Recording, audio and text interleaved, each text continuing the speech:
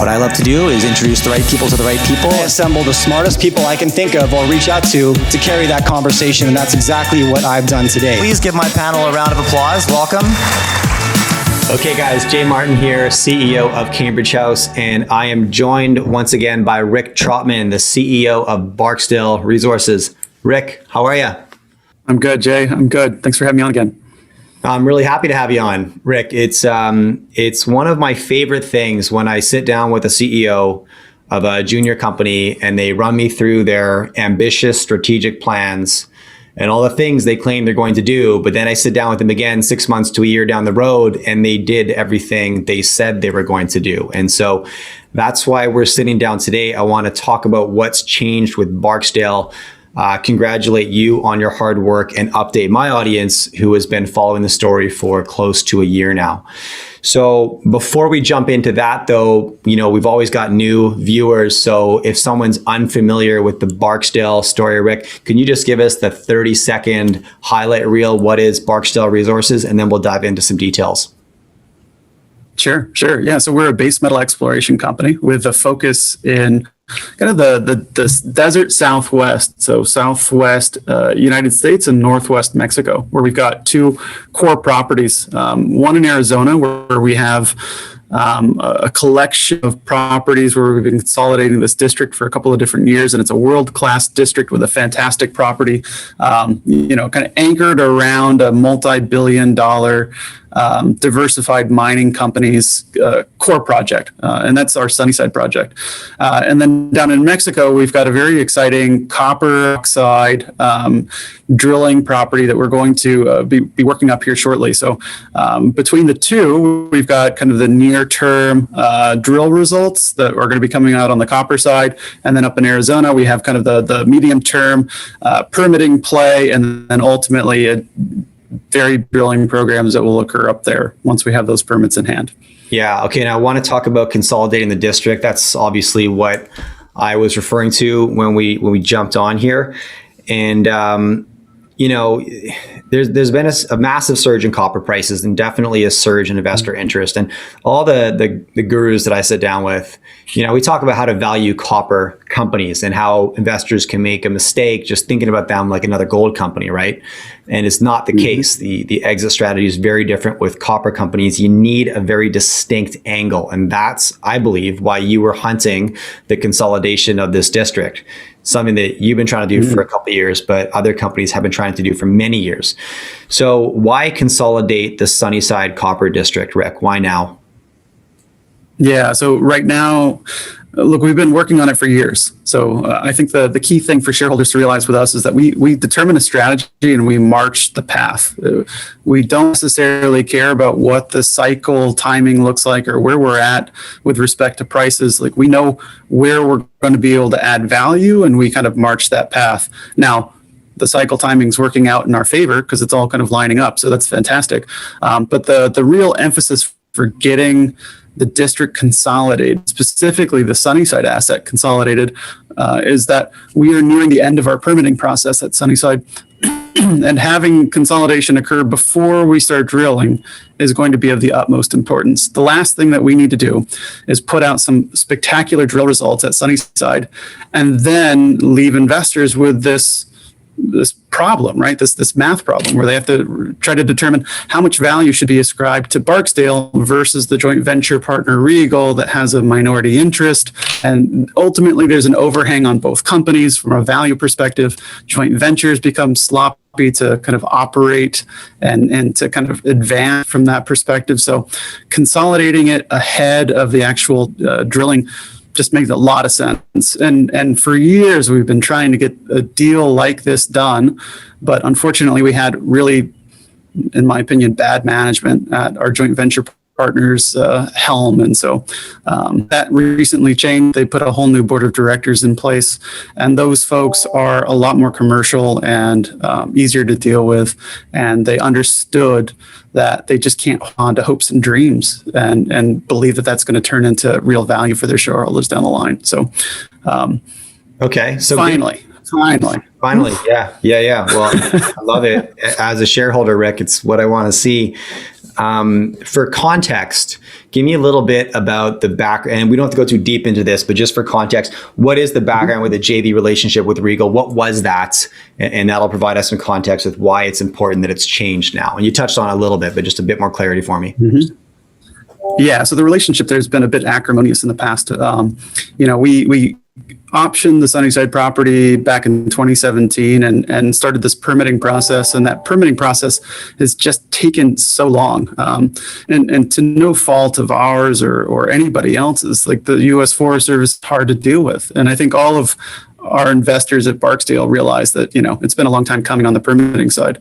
But I think the other side, our joint venture partners always viewed those delays as being purposeful. Like somehow we're doing it to spite them and to deprive them of value, and that's not the case. And so we had these folks that were managing the company that just had all these fears in the back of their head, and just always felt like they were getting a raw deal, and they're just not very good business people at the end of the day. And so luckily, the shareholders of Regal, which is the company, they got rid of that whole management team, kind of sent them out with, holding pitchforks and lit torches, so to speak. Last summer, it was a pretty interesting process. And so then we got a couple of business guys that actually came into the board that have the experience and understand where value lies within a company. And so we were able to get a deal done. It wasn't easy. I mean, they walked us up in value a couple of different times. They got a victory for their shareholders. So, but at the end of the day, I think, all of us are now going to be rowing in the same direction. We're all going to be linked at the hip in terms of value. So it's a great deal overall.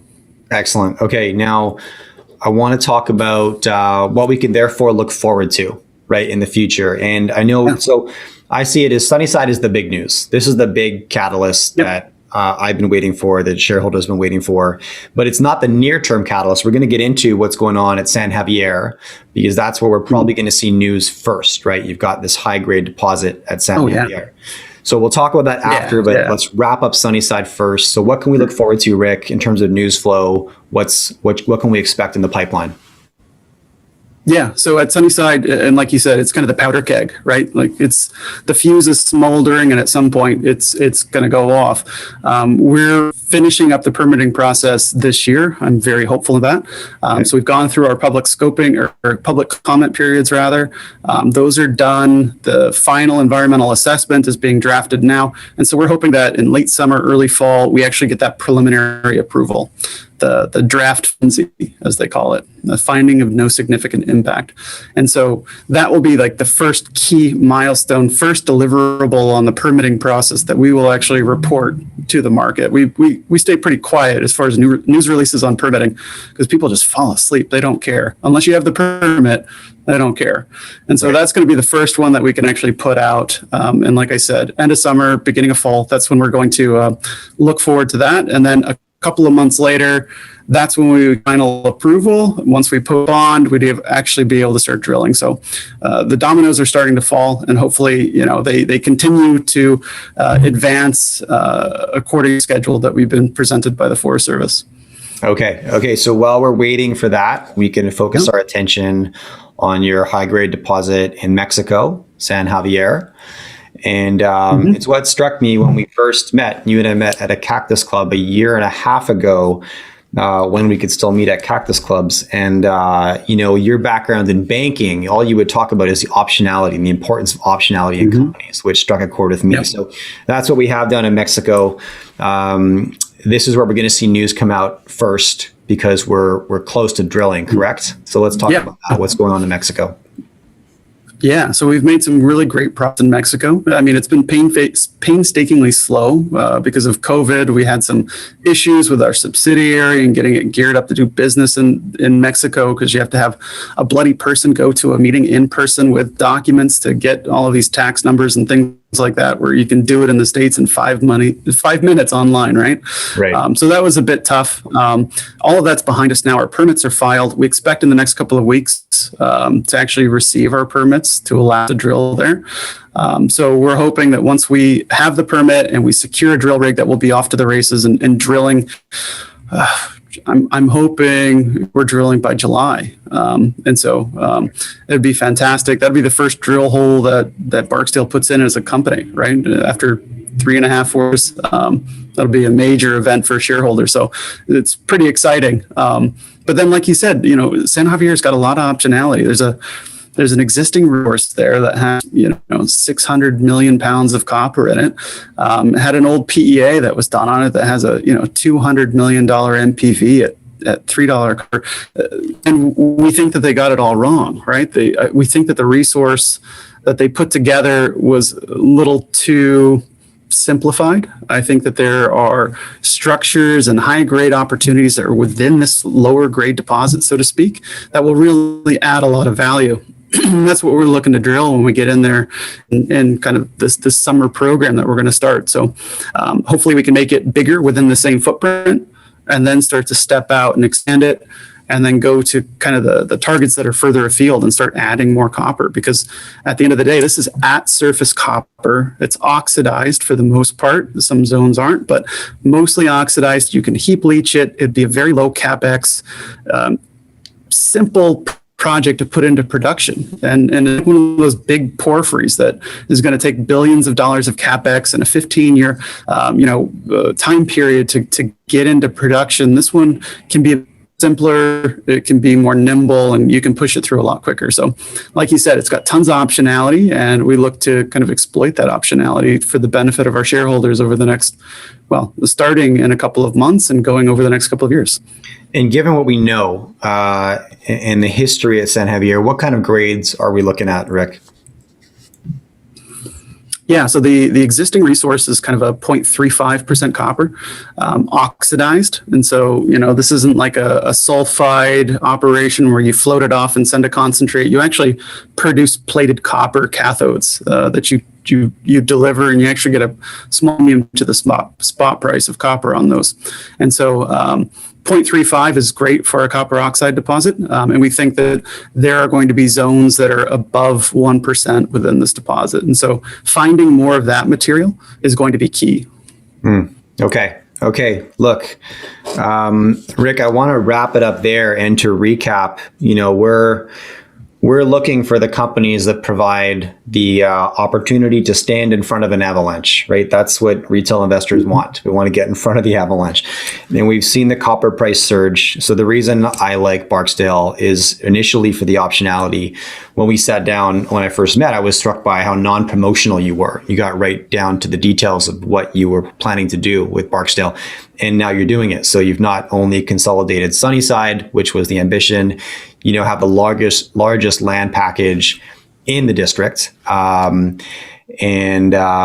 referred to it as the powder keg. I hope you're right. But in the near term, we can look south towards San Javier, and as soon as July, hopefully have drills spinning in the ground. So lots of news to come, and lots to look forward to. So I like where this is right now.